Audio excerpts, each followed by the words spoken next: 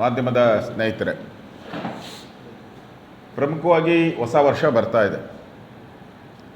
ಇನ್ನೇನು 2 ದಿನ ಬಾಕಿ ಇರಬೇಕು, ಓನ್ಲಿ 2 ಡೇಸ್. ಆದರೆ ಇಲ್ಲಿರುವಂಥ ಕಾಂಗ್ರೆಸ್ ಸರ್ಕಾರ ಇಡೀ ರಾಜ್ಯದಲ್ಲಿ ಒಂದು ರೀತಿ ಡ್ರಗ್ ಮಾಫಿಯಾ ಸುತ್ತುವರೆದು ಬಿಟ್ಟಿದೆ. ಈ ಸರ್ಕಾರ ಅದನ್ನು ತಡೆಯುವಂಥ ಪ್ರಯತ್ನ ಮಾಡಿಲ್ಲ. ನ್ಯೂ ಇಯರ್ಗೆ ಗೊತ್ತಿದೆ, ನೀವು ಬೆಂಗಳೂರು ಇರ್ಬೋದು, ಮಂಗಳೂರು ಇರ್ಬೋದು, ಹುಬ್ಳಿ ಇರ್ಬೋದು, ಬೇರೆ ಬೇರೆ ಸಿಟೀಸ್ ಏನಿದೆ, ಮೈಸೂರು, ಇಲ್ಲೆಲ್ಲನೂ ಕೂಡ ನ್ಯೂ ಇಯರ್ ಸೆಲೆಬ್ರೇಷನನ್ನು ಮಾಡ್ತಾರೆ. ಆದರೆ ಈ ಸೆಲೆಬ್ರೇಷನ್ನು ಪ್ರತಿ ವರ್ಷ ನ್ಯೂ ಇಯರ್ ಸೆಲೆಬ್ರೇಷನ್ ಆಗ್ತಾಯಿತ್ತು, ಈ ಬಾರಿ ಡ್ರಗ್ ಸೆಲೆಬ್ರೇಷನ್ ಆಗ್ತಾಯಿತ್ತು. ಮಹಾರಾಷ್ಟ್ರದವ್ರು ಬಂದು ಮೈಸೂರಲ್ಲಿ ಡ್ರಗ್ ಫ್ಯಾಕ್ಟ್ರಿ ಇದೆ ಅಂತ ಕಂಡುಹಿಡಿತಾರೆ, ರೈಡ್ ಮಾಡ್ತಾರೆ, ಕೋಟ್ಯಾಂತರ ರೂಪಾಯಿ ಡ್ರಗ್ ಸೀಸ್ ಮಾಡ್ತಾರೆ.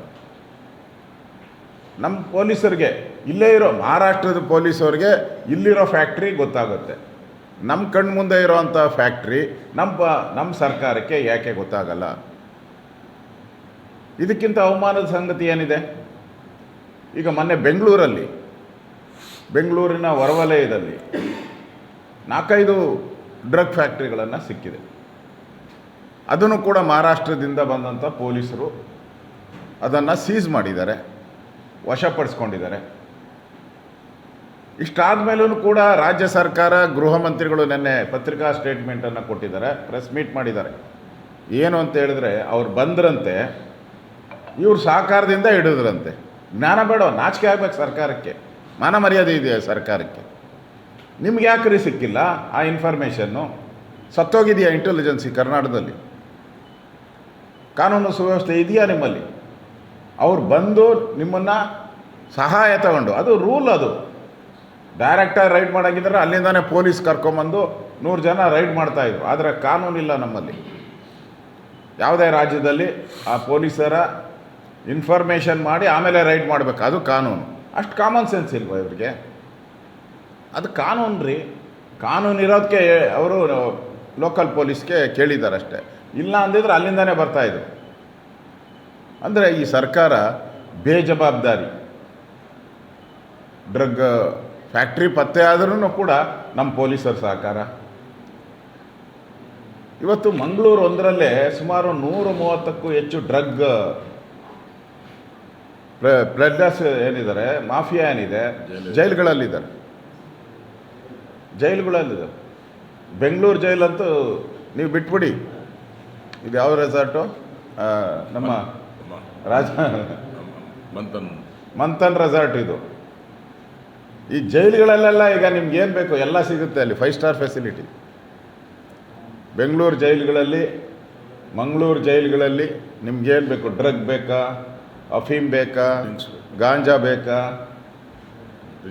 ವಿಸ್ಕಿ ಬೇಕಾ, ಬಿರಿಯಾನಿ, ಬ್ರ್ಯಾಂಡಿ ಬೇಕಾ? ವೈನ್ ಅಲ್ಲೇ ತಯಾರು ಮಾಡ್ತಾರೆ ಅವರಿಗೆ. ಜೈಲುಗಳಲ್ಲೇ ವೈನ್ ಫ್ಯಾಕ್ಟ್ರಿ ಮಾಡಿಬಿಟ್ಟಿದ್ದಾರೆ. ನಾವೆಲ್ಲ ವೈನ್ ಫ್ಯಾಕ್ಟ್ರಿ ಬೇರೆ, ಲೈಸೆನ್ಸ್ ಇಲ್ದಿರ ಫ್ಯಾಕ್ಟ್ರಿ ನಡೆಸೋದು ಹೆಂಗೆ ಅಂತೇಳಿ ಕಲ್ತ್ಕೊಂಡಿದ್ದಾರೆ. ಇದು ಅದನ್ನು ಮಾಧ್ಯಮದವ್ರು ನೀವೆಲ್ಲ ತೋರಿಸಿದ್ದೀರ. ಇವತ್ತು ಅದೇನಾಗಿದೆ ಅಂತ ಹೇಳಿದ್ರೆ, ಜೈಲುಗಳು ಹಣ ವಸೂಲಿ ಮಾಡುವಂಥ ಕೇಂದ್ರಗಳಾಗೋಟಿದೆ. ಪೊಲೀಸರಿಗೆ, ಅಲ್ಲಿ ಕೆಲಸ ಮಾಡೋ ಪೊಲೀಸರಿಗೆ ಪ್ರತಿದಿನ ಅವ್ರ ಮನಸ್ಸು ಮಾಡಿದ್ರೆ ಒಬ್ಬ ಕಾನ್ಸ್ಟೇಬಲ್ಲು 1 ಲಕ್ಷ ರೂಪಾಯಿ ಅಲ್ಲಿ ಅರ್ನ್ ಮಾಡ್ಬೋದು ಪ್ರತಿದಿನ. ಕಾಂಪಿಟೇಷನ್ ಇದೆ ಅಲ್ಲಿ. VIP ಇರ್ತಾರಲ್ಲ, ಯಾರು VIP ಕೈದಿ ಇರ್ತಾರಲ್ಲ, ಅಲ್ಲೇ ಆ ವಾರ್ಡ್ಗೆ ಹಾಸ್ಕೊತಾರೆ ಪೊಲೀಸರು. ಅದಕ್ಕೆ ರೆಕಮೆಂಡೇಷನ್, ಅದಕ್ಕೆ ಇನ್ಫ್ಲೂಯೆನ್ಸು. ಯಾಕೆ ಅಂದರೆ ಅವ್ರಿಗೆ ಬಿರಿಯಾನಿ, ಎಣ್ಣೆ, ಡ್ರಗ್ಗು ಎಲ್ಲ ಸಪ್ಲೈ ಮಾಡೋವಂಥದ್ದಕ್ಕೆ.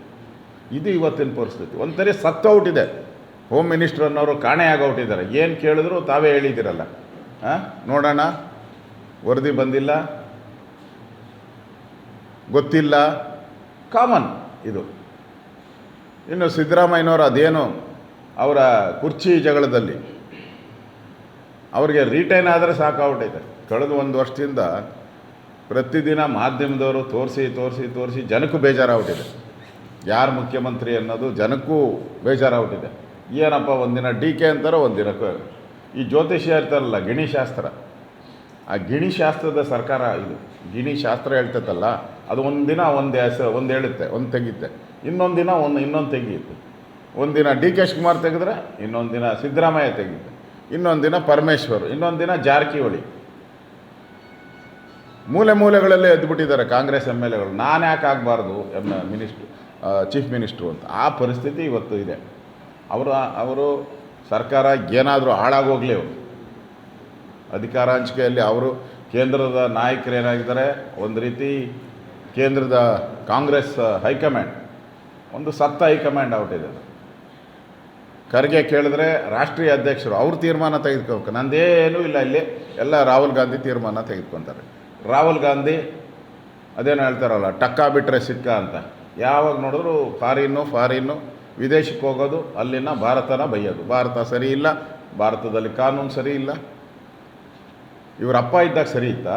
ಇವ್ರ ಅಜ್ಜಿ ಇದ್ದಾಗ ಸರಿ ಇತ್ತಾ? ಇವ್ರ ತಾತ ಇದ್ದಾಗ ಸರಿ ಇತ್ತು, ಈಗ ಸರಿ ಇಲ್ಲ. ಇದು ಕಾಂಗ್ರೆಸ್ಸಿನ ಪರಿಸ್ಥಿತಿ. ಒಂಥರ ಬಿಸಿ ತುಪ್ಪದ ಥರ, ನುಂಗಕ್ಕೂ ಆಗಲ್ಲ, ಬಿಡೋಕ್ಕೂ ಆಗಲ್ಲ. ಈ ಸಿದ್ದರಾಮಯ್ಯನ ತೆಗಿಯೋಕ್ಕೆ ಧೈರ್ಯ ಇಲ್ಲ ಇವರಿಗೆ.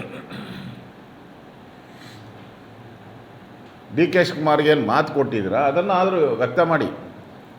ಅಗ್ರಿಮೆಂಟ್ ಏನಾಗಿದೆ ಅದಾದರೂ ರಾಜ್ಯ ಜನತೆಗೆ, ನಮಗೆ ಬೇಡ ವಿರೋಧ ಪಕ್ಷಕ್ಕೆ, ರಾಜ್ಯದ ಜನತೆ ಕೊಡಿ. ಅಗ್ರಿಮೆಂಟ್ ಆಗಿರೋದು ನಿಜ ಆಗಿದ್ದರೆ, ಇಲ್ಲ ಅಂದರೆ ಇಲ್ಲ ಹೇಳ್ಬಿಡಿ. ಅದು ಮಾಡ್ತಾ ಇಲ್ಲ. ನಾವು ಅದಕ್ಕಿಂತ ಮುಖ್ಯವಾಗಿ ಇವತ್ತು ಸುಮಾರು 500-600 ಕೋಟಿ ಡ್ರಗ್ ಕರ್ನಾಟಕಕ್ಕೆ ಬಂದಿದೆ. ಸರ್ಕಾರ ಏನು ಕತ್ತೆ ಕಾಯ್ತಾ ಇದೆಯಾ ಅಂತ ನಾನು ಕೇಳ್ತಾ ಇದ್ದೀನಿ ವಿರೋಧ ಪಕ್ಷದ ನಾಯಕರಾಗಿ. ಇನ್ನೆರಡೇ ದಿನ ಇರೋದು, ಓನ್ಲಿ 2 ಡೇಸ್, ಇದೆಲ್ಲ ಬಿಕ್ರಿ ಆಗೋತದೆ. ಈಗ ಪೊಲೀಸರೇ ಇನ್ವಾಲ್ವ್ ಆಗಿದ್ದಾರೆ ಇದರಲ್ಲಿ. ನೀವು ಡ್ರಗ್ ಹಂಚಿಕೆ ಮಾಡೋದರಲ್ಲಿ ಪೊಲೀಸರೇ ಇನ್ವಾಲ್ವ್ ಆಗಿದ್ದಾರೆ. ಪೊಲೀಸರೇ ಕಳ್ಳರಾವುಟ್ ಅವರೇ. ಈಗ ನೋಡ್ತಾ ಇದ್ದೀರಲ್ಲ, ದರೋಡೆ. Commissioner office, Bengaluru commissioner office ಎದುರುಗಡೆ 11 ಕೋಟಿ ಪೊಲೀಸರೇ ಕಳ್ತನ ಮಾಡ್ತಾನೆ. ಯಾರು? ಕಮಿಷನರ್ ಆಫೀಸ್ ಗಾರ್ಡ್ ಇದ್ದಾನಲ್ಲ, ಕಮಿಷನರ್ ಆಫೀಸ್ ಮುಂದೆ ಗಾರ್ಡ್ ನಿಂತಿದ್ದಾನಲ್ಲ, ಅವನೇ 11 ಲಕ್ಷ ಕಳ್ತನ ಮಾಡ್ತಾನೆ ಕಾರಲ್ಲಿ. ಇನ್ನು ಜಯನಗರ, ಬೆಂಗಳೂರು ಜಯನಗರದಲ್ಲಿ 7 ಕೋಟಿ ಆಡು ಅಗಲೆ ಅಲ್ಲಿಂದ ಹಣ ಹೊಡ್ಕೊಂಡು ಹೋಗ್ತಾರೆ. ಏನು ಸತ್ತೋಗಿದೆಯಾ ಸರ್ಕಾರ, ಗೃಹ ಇಲಾಖೆ, ಇಂಟೆಲಿಜೆನ್ಸಿ ಸಿ ಎಮ್ ಹತ್ರ ಇದೆ, ಮುಖ್ಯಮಂತ್ರಿಗಳ ಹತ್ರ. ಏನು ಮಾಡ್ತಾ ಇದ್ದಾರೆ? ಈ ಡ್ರಗ್ ಮಾಫಿಯಾ ಇವತ್ತು ಸುತ್ತುವರೆದ್ಬಿಟ್ಟಿದೆ ಕರ್ನಾಟಕವನ್ನು. ಇದರಿಂದ ಮುಕ್ತಿ ಮಾಡೋಕ್ಕೆ ಈ ಕಾಂಗ್ರೆಸ್ ಸರ್ಕಾರಕ್ಕೆ ದಮ್ಮು ಇಲ್ಲ, ತಾಕತ್ತು ಇಲ್ಲ. ಕೇಳಿದ್ರೆ ನಾವೆಲ್ಲ ಸಹಕಾರ ಕೊಡ್ತೀರಿ ಅಂತಾರೆ. ಇನ್ನು ಮಹಾರಾಷ್ಟ್ರ ಆಯಿತು, ಇನ್ನು ತಮಿಳ್ನಾಡವ್ರು ಬರಬೇಕು, ಆಂಧ್ರ, ತೆಲಂಗಾಣ, ಬೇರೆ ರಾಜ್ಯದವ್ರು ಬರಬೇಕೀಗ ಇಲ್ಲಿ. ನನಗನ್ನಿಸ್ತೈತೆ ನೆಕ್ಸ್ಟ್ ಬರ್ತೀನಿ ಅದಕ್ಕೆ. ಒಂದು ರೀತಿ ಬೇರೆ ರಾಜ್ಯದವರೇ ನಮ್ಮ ರಾಜ್ಯನ ಆಳ್ತಾ ಇದ್ದಾರೆ ಇಲ್ಲಿ. ಬೇರೆ ರಾಜ್ಯದವರೇ ನಮ್ಮ ರಾಜ್ಯದ ಕಾನೂನು ಸುವ್ಯವಸ್ಥೆ ಕಾಪಾಡೋರು ಯಾರು ಇವತ್ತು ಅಂತ ಹೇಳಿದ್ರೆ ಹೊರ ರಾಜ್ಯದವರು. ಹೊರ ರಾಜ್ಯದ ಪೊಲೀಸರು ನಮ್ಮ ರಾಜ್ಯದ ಕಾನೂನು ಸುವ್ಯವಸ್ಥೆನ ಕಾಪಾಡ್ತಾರೆ. ಡ್ರಗ್ ಇದ್ದರೆ ಕಂಡುಹಿಡಿತಾರೆ, ಮಾಫಿಯಾಗಳನ್ನು ಹಿಡಿತಾರೆ. ಈ ಪರಿಸ್ಥಿತಿ ಇವತ್ತು ಕರ್ನಾಟಕದಲ್ಲಿ ಇದೆ. ಇದರ ಬಗ್ಗೆ ನಾನು ಬೆಳಗಾವಿ ಅಧಿವೇಶನದಲ್ಲೂ ಕೂಡ ನಿಲುವಳಿ ಸೂಚನೆಯನ್ನು ತಂದು ಸರ್ಕಾರಕ್ಕೆ ಎಚ್ಚರಿಕೆ ಕೊಟ್ಟೆ, ಕರ್ನಾಟಕ ವ್ಯಸನ ಮುಕ್ತ ಮಾಡಿ ಅಂತೇಳಿ. ಅದಕ್ಕೇನು ಉತ್ತರ ಬರಲಿಲ್ಲ, ಉತ್ತರ ಲೇ ಮಾಡಿಬಿಟ್ರು ಅವರು.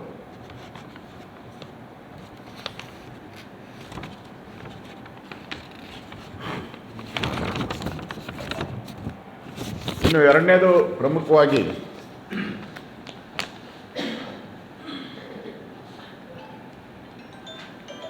ಕರ್ನಾಟಕ ಸರ್ಕಾರ ಯಾರು ರೂಲ್ ಮಾಡ್ತಾ ಇದ್ದಾರೆ? ಆ ಕೇರಳದ ಜನರಲ್ ಸೆಕ್ರೆಟರಿ ಇದ್ದಾರಲ್ಲ, ಯಾರು? ವೇಣುಗೋಪಾಲ್. ಬೆಂಗಳೂರಿನ ನಾರ್ತ್ ಇಲ್ಲೇ ಕಸ ವಿಲೇವಾರಿ ಮಾಡೋಕ್ಕೆ ಒಂದು 5 ಎಕರೆ ಜಮೀನು ಅಲಾಟ್ ಆಗಿದೆ. ಏಕಾಏಕಿ ಅಲ್ಲಿ ಈ ಮುಸ್ಲಿಮರು ಬಂದು ಅಲ್ಲಿ ಶೆಡ್ಗಳು ಹಾಕೊಂಬಿಟ್ಟಿದ್ದಾರೆ. ಕಸ ವಿಲೇವಾರಿಗೆ ಇಟ್ಟಿದ್ದು, ಬೆಂಗಳೂರಿನ ಕಸ ವಿಲೇವಾರಿಗೆ ಹಣ ಕೊಟ್ಟು ಸರ್ಕಾರ ಅಲಾಟ್ ಮಾಡಿರೋದು ಕಾರ್ಪೊರೇಷನ್ಗೆ. ಅದನ್ನು ಕಾರ್ಪೊರೇಷನ್ ಅಧಿಕಾರಿಗಳು ತೆರವು ಮಾಡಿದ್ದಾರೆ. ಕೇರಳದ ಮುಖ್ಯಮಂತ್ರಿ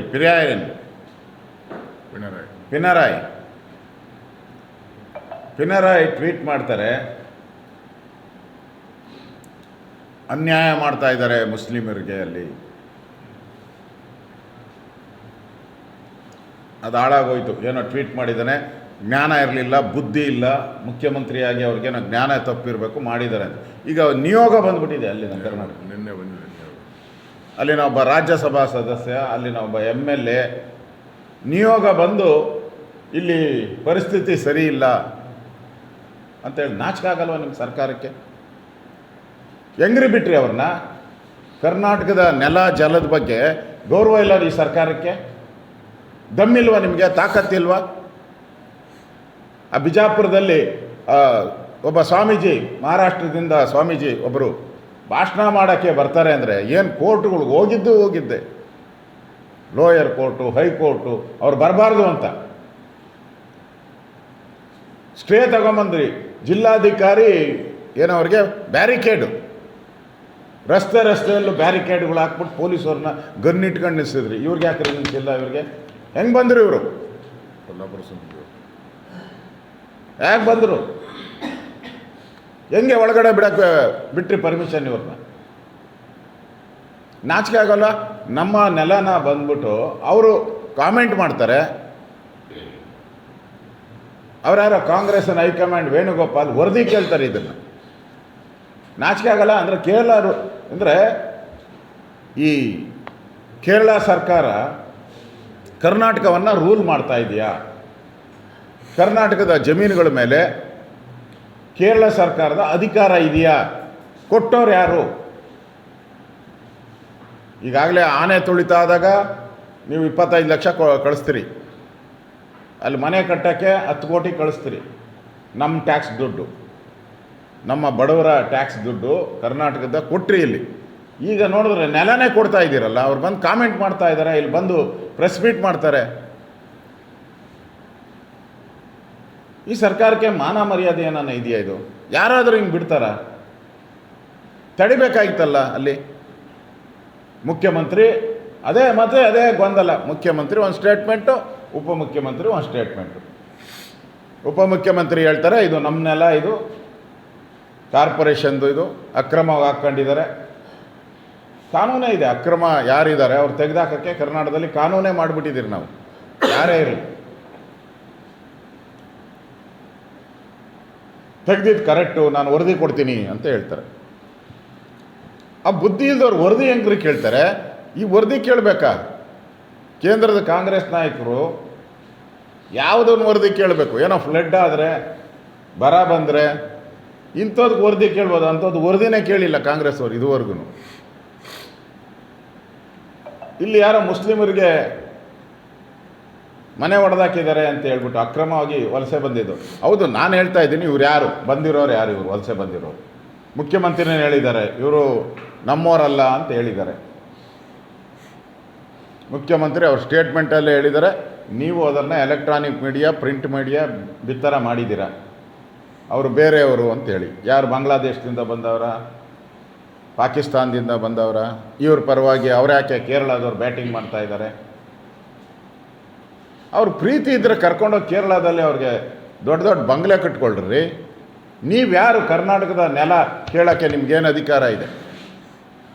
ಇಷ್ಟು ಕೇಳಿದ್ರು ಕೂಡ ಇಲ್ಲಿನ ಕಾಂಗ್ರೆಸ್ ಸರ್ಕಾರ, ಸಿದ್ದರಾಮಯ್ಯ ಹೇಳ್ತಾರೆ ಅವ್ರನ್ನ ತೆರವು ಮಾಡಿಬಿಟ್ಟಿದ್ದೀರಿ, ಅವ್ರಿಗೆ ಆಲ್ಟರ್ನೇಟಿವ್ ಜಾಗ ಕೊಡ್ತೀನಿ ಅಂತ ಹೇಳ್ತಾರೆ. ನಾಚಿಕೆ ಆಗಲ್ಲ ನಿಮಗೆ? ಬೆಂಗಳೂರಲ್ಲಿ ಕೆರೆ ಒತ್ತುವರಿ ಮಾಡಿದಂಥವ್ರಿಗೆ, ರಾಜಕಾಲುವೆ ಒತ್ತುವರಿ ಮಾಡಿದವ್ರಿಗೆ ನಿರ್ದಾಕ್ಷಿಣ್ಯವಾಗಿ ಹೊಡೆದು ಅವ್ರನ್ನ ಓಡಿಸ್ಬಿಟ್ರು. ಶಾಲೆಗೆ ಹೋಗಿದ್ದ ಮಗು ಬೆಳಗ್ಗೆ ಶಾಲೆಗೆ ಹೋಯ್ತು, ನಿಮ್ಮ ಮಾಧ್ಯಮದಲ್ಲೇ ಬಂದಿರೋದು. ಶಾಲೆಗೆ ಹೋಯ್ತು, ಸಾಯಂಕಾಲ ಮನೆಗೆ 4 ಗಂಟೆ ಬರ್ತಾರೆ, ಎಂಟೈರ್ ಮನೆಯೇ ಇಲ್ಲ ಅಲ್ಲಿ. ರಾಜಕಾಲುವೆ ಒತ್ತುವರಿ. ಹಂಗಾರೆ ಅವರಿಗೆಲ್ಲ ಯಾಕೆ ಅವ್ರು ಕಟ್ಬೇಕು? ಅವರೆಲ್ಲ ಹಿಂದೂಗಳು ಅಂತನಾ? ರಾಜಕಾಲುವೆ ಒತ್ತುವರಿ, ಕೆರೆ ಒತ್ತುವರಿ ಮಾಡಿದವರು ಹಿಂದೂಗಳು. ಅವ್ರ ಮನೆ ಒಡೆದು ಹಾಕಿದ್ರೆ, ಅವ್ರನ್ನ ತೆಗೆದು ಬೀದಿಗೆ ಹಾಕಿದ್ರಿ ಅವ್ರನ್ನ. ಆ ಸ್ಕೂಲ್ ಮಕ್ಕಳಿಗೆ ಊಟನೂ ಸಿಕ್ಕಿಲ್ಲ, ಬಂದಾಗ ವಾಪಸ್ ಊಟ ಹಸುವಿನಿಂದ ಬಂದಿದ್ರು, ಊಟನೂ.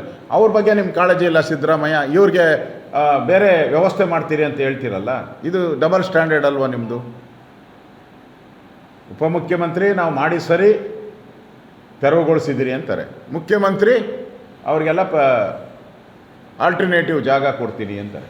ನಾಚಿಕೆ ಆಗಲ್ಲ ನಿಮಗೆ? ಅದರಿಂದ ಈ ಯಲಹಂಕ ಕೋಗಿಲು ಗ್ರಾಮದಲ್ಲಿ ಏನು ಸರ್ಕಾರಿ ಜಮೀನಿದೆ, ಆ ಜಮೀನು ಸರ್ಕಾರಕ್ಕೆ ಸೇರಿದಂಥದ್ದು. ಅದು ಸರ್ಕಾರದ ಕಸ ವಿಲೇವಾರಿಗೆ ಇಟ್ಕೊಂಡಿರೋವಂಥ ಜಮೀನು, ಅದು ಉಳಿಬೇಕು. ಇಲ್ಲಿ ಇದರಲ್ಲಿ ಕೇರಳದ ಸರ್ಕಾರ ಬಂದು ಕರ್ನಾಟಕದ ಜಮೀನು ಬಗ್ಗೆ ಮಾತಾಡೋವಂಥ ನೈತಿಕ ಅಧಿಕಾರ ಇಲ್ಲ. ಆದರೆ ಈ ಸರ್ಕಾರ, ಕಾಂಗ್ರೆಸ್ ಸರ್ಕಾರ ಸರೆಂಡರ್ ಆಗಿದೆ ಕೇರಳಗೆ ಒಂದು ರೀತಿ. ಯಾಕೆಂದರೆ ಅಲ್ಲಿ ರಾಹುಲ್ ಗಾಂಧಿ ಹಿಂದೆ ಗೆದ್ದಿದ್ರು, ಈಗ ಪ್ರಿಯಾಂಕಾ ಗಾಂಧಿಯವರು ಅಲ್ಲಿ MP ಆಗಿದ್ದಾರೆ, ವೇಣುಗೋಪಾಲ್ ಕೇರಳದವರು. ಒಂದು ರೀತಿ ಕರ್ನಾಟಕ ಇವತ್ತು ನಡೀತಾ ಇರೋದು ಕೇರಳ ಮೇಲೆ ನಡೀತಾ ಇದೆ. ಕೇರಳ ಸರ್ಕಾರದ ಮೇಲೆ ಕರ್ನಾಟಕದ ರಾಜಕಾರಣ ನಡೀತಾ ಇರೋದು. ಎಂಟೈರ್ ಕರ್ನಾಟಕ ಕಾಂಗ್ರೆಸ್ ಸರ್ಕಾರ ಕೇರಳದ ಮುಂದೆ ತಲೆ ಬಗ್ಗಿಸಿ ನಿಂತಿದೆ. ಇದು ಕರ್ನಾಟಕಕ್ಕೆ ಮಾಡಿದಂಥ ಅವಮಾನ, ಕಾಂಗ್ರೆಸ್ ಪಾರ್ಟಿ ಮಾಡಿದಂಥ ಅವಮಾನ. ಎಲ್ಲ ವಿಚಾರದಲ್ಲೂ ಈ ಸರ್ಕಾರ, ಸಿದ್ದರಾಮಯ್ಯನವರ ಕಾಂಗ್ರೆಸ್ ಸರ್ಕಾರ ಇವತ್ತು ಕರ್ನಾಟಕದ ಮಾನ ಮರ್ಯಾದೆಯನ್ನು ಹರಾಜಾಕ್ಬಿಟ್ರು. ಇವತ್ತು ದೇಶದ ಮುಂದೆ, ರಾಜ್ಯದ ಜನಗಳ ಮುಂದೆ ಕ್ಷಮಾಪಣೆ ಕೇಳಬೇಕು ಕಾಂಗ್ರೆಸ್ ಅವರು. DCM, CM ಹೇಳಿಕೆ ಒಂದೇ ಇರಬೇಕಾಯಿತು. ನಮ್ಮ ನೆಲದ ವಿಚಾರ ಬಂದಾಗ ಒಂದೇ ಇರಬೇಕಾಯಿತು. One stand, it is our land, none of your business, get out ಅಂತ ಹೇಳಬೇಕಾಯಿತು. ಯಾಕೆ ಹೇಳಿಲ್ಲ ನೀವು? ವೈ? Vote politics. ಮುಸ್ಲಿಮರಿದ್ದಾರೆ, ಹಿಂದೂ ಇದ್ದರೆ ಕೇಳಿಲ್ಲ. ನಾನು ಕೇಳ್ತೀನಿ ನಿಮ್ಮ ಸಿದ್ದರಾಮಯ್ಯನವ್ರಿಗೆ, ಆ ಕೇರಳ ಯಾರು ಪಿನಾರಾಯ, ಪಿನಾರಾಯ, ಆ ಪಿನಾರಾಯನಿಗೆ ಬಾಂಗ್ಲಾದೇಶದಲ್ಲಿ ಹಿಂದೂಗಳ ಹತ್ಯೆ ಆಗ್ತಾ ಇದೆ, ಒಂದು ಟ್ವೀಟ್ ಮಾಡಿದ್ಯಾ ನೀನು? ಮನುಷ್ಯ ಯೋಗ್ಯತೆಗೆ ನೀನು? ಬಾಂಗ್ಲಾದೇಶದಲ್ಲಿ ನಿರಂತರವಾಗಿ ವರ್ಲ್ಡ್ ವೈಸ್ ನ್ಯೂಸ್, ಅದು ವರ್ಲ್ಡ್ ವೈಸ್ ನ್ಯೂಸು, ಪ್ರತಿಭಟನೆಗಳಾಗ್ತಾ ಇದೆ ದೇಶದಲ್ಲಿ. ಅದ್ರ ಬಗ್ಗೆ ಒಂದು ಚಕಾರ ಎತ್ತಿದ್ದೀಯಾರೆ ಇವರು? ಇಲ್ಲಿ ನಮ್ಮ ಸಿದ್ದರಾಮಯ್ಯನ ಚಕಾರ ಎತ್ತವರ? ಅದ್ರ ಬಗ್ಗೆ ಚಕಾರ ಇಲ್ಲ. ಅಲ್ಲಿ ಲಕ್ಷಾಂತರ ಹಿಂದೂಗಳಿಗೆ ಮನೆಗಳನ್ನು ಖಾಲಿ ಮಾಡಿಸಿದ್ದಾರೆ, ದೇವಸ್ಥಾನಗಳನ್ನು ಧ್ವಂಸ ಮಾಡಿದ್ದಾರೆ. ಅದ್ರ ಬಗ್ಗೆ ಒಂದು ಚಕಾರ ಮಾತಿಲ್ಲ. ಇಲ್ಲಿ ಯಾವುದೋ ಒಂದು 50 ಅನಾಥರೈಸ್ ಮನೆ, ಅವರು ಆಥರೈಸು, ಬಾಂಗ್ಲಾದೇಶದಲ್ಲಿರೋರು ಆಥರೈಸು, ಸಾವಿರಾರು ವರ್ಷದಿಂದ ಇರೋರು, ಸಾವಿರಾರು ವರ್ಷದಿಂದ. ಇವರು ಅನಾಥರೈಸು. ಎಲ್ಲಿಂದ ಬಂದರೂ ಗೊತ್ತಿಲ್ಲ, ಎಲ್ಲಿ ಇನ್ನು ಮುಂದೆ ಎಲ್ಲೋತಾರೆ ಅನ್ನೋದು ಗೊತ್ತಿಲ್ಲ. ಇವ್ರ ಬಗ್ಗೆ ಇಷ್ಟು ಕರುಣೆ ಮಾಡ್ತಿರಲ್ಲ. ಬಾಂಗ್ಲಾದೇಶದಲ್ಲಿ ಆಗ್ತಾ ಇರೋಂಥ ಹಿಂದೂ ಕಗ್ಗೊಲೆ ಬಗ್ಗೆ ನಿಮ್ಗೆ ಯಾಕೆ ಮಾತಾಡೋಕ್ಕೆ ಯೋಗ್ಯತೆ ಇಲ್ಲ ನಿಮಗೆ? Vote politics. ಅಲ್ಪಸಂಖ್ಯಾತರ ವೋಟನ್ನು ಗಮನದಲ್ಲಿಟ್ಕೊಂಡು ಆ ಕೇರಳದ ಮುಖ್ಯಮಂತ್ರಿನೂ ಅದೇ ಮಾತೆ, ಸಿದ್ದರಾಮಯ್ಯನವರು ಅದೇ ಮಾತೆ. ಇದು ರಾಜ್ಯಕ್ಕೆ ಕಾಂಗ್ರೆಸ್ ಸರ್ಕಾರ ಮಾಡಿದಂಥ ಅವಮಾನ ಅಂತ ನಾನು ಖಂಡಿಸ್ತೀನಿ. ಇದು ಇನ್ನಾದರೂ ಸರ್ಕಾರ ಕೇರಳಕ್ಕೆ ಎಚ್ಚರಿಕೆಯನ್ನು ಕೊಡಬೇಕು. ಅಲ್ಲಿ ಯಾರ್ಯಾರು ಇನ್ನೂ ಬರ್ತಾರೋ ಅನ್ನೋ ಗೊತ್ತಿಲ್ಲ, ಅವ್ರಿಗೆಲ್ಲ ಬರ್ದಂಗೆ ತಡೆ ಹಾಕ್ಬೇಕು. ಹೆಂಗೆ ನಮ್ಮ ಮಹಾರಾಷ್ಟ್ರದ ಸ್ವಾಮೀಜಿ, ಕೊಲ್ಲಾಪುರ ಸ್ವಾಮೀಜಿ, ಹಿಂದೂ ಸ್ವಾಮೀಜಿ ಬಂದಾಗ ಎಷ್ಟು ಮುತುವರ್ಜಿ ವಹಿಸ್ತೀರಿ ನೀವು? ಈ ಮುತುವರ್ಜಿನ ಈ ಕೇರಳದ ಮೇಲೆ ಯಾಕೆ ಮಾಡ್ತಾ ಇಲ್ಲ? ಪ್ರತಿಯೊಂದರಲ್ಲೂ ಓಟು, ಅಟ್ಲೀಸ್ಟ್ ಓಟ್ ಬೇರೆ ವಿಚಾರ ಮಾಡಿ. ಈ ನೆಲದ ವಿಚಾರ ಬಂದಾಗ, ಕರ್ನಾಟಕ ಅವಮಾನ ಆಗ್ತಾ ಇದೆ ಅನ್ನೋ ವಿಚಾರ ಬಂದಾಗ ಆದರೂ ಮಾನ ಮರ್ಯಾದೆ ಇದ್ದರೆ ಕಾಂಗ್ರೆಸ್ ಅವರು ಅವ್ರಿಗೆ ಬಂಧಿಸ್ಬೇಕಾಯ್ತು. ಅವ್ರನ್ನ ಇಲ್ಲಿ ಬಂದಾಗೆ ಬಂಧಿಸ್ಬೇಕಾಯ್ತು. ಬಂಧಿಸಿ ಅವ್ರನ್ನ ಅಲ್ಲಿಂದ ಅಲ್ಲಿಗೆ ಕಳಿಸ್ಬೇಕಾಯ್ತು ವಾಪಸ್ಸು.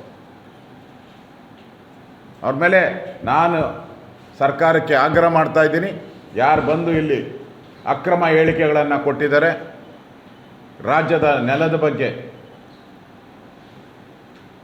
ತಪ್ಪು ಮಾಹಿತಿಯನ್ನು ಕೊಟ್ಟಿದ್ದಾರೆ, ಅವ್ರ ಮೇಲೆ ಕೂಡಲೇ ಕಾನೂನು ಕ್ರಮ ತೆಗೆದುಕೊಳ್ಬೇಕು, ಅವ್ರನ್ನ ಬಂಧಿಸಬೇಕು ಅಂತೇಳಿ ಆಗ್ರಹವನ್ನು ಮಾಡ್ತಾಯಿದ್ದೀನಿ.